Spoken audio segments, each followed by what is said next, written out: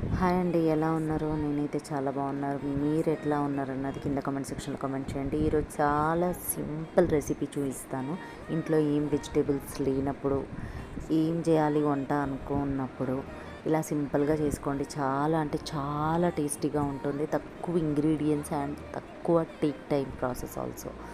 Oil వేసేసుకొని ఒక 2 onions మంచిగా చాప్ చేసి వేసేసుకోండి. అవి ఒక 50% వేగిన తర్వాత టమాటో ముక్కలు వేసుకొని అందులో కొంచెం ఉప్పు, కారం, పసుపు వేసేసుకొని బాగా మగ్గే వరకు పెట్టుకోండి. ఒక 10 మినిట్స్ సిమ్లో పెట్టుకుంటే అదే అయిపోతుంది. తర్వాత మంచిగా స్మాష్ చేసేసుకుంటే ఎంతో ఈజీగా టమాటా గుజ్జు రెడీ. ఇదైతే కర్ణాటకలో చాలా అంటే చాలా స్పెషల్. చాలా ఈజీగా టేస్టీగా ఉంటుంది. మన ఇంట్లో ఏం వెజిటేబుల్స్ లేనప్పుడు ఇలా చేసుకొని ఒక్కసారి తినండి, వరెవ్వా అనాల్సిందే మీరు. అంత బాగుంటుంది, అంత టేస్టీగా ఉంటుంది. సో ఈ చిన్న రెసిపీ మీకు నచ్చిందని అనుకుంటున్నాను.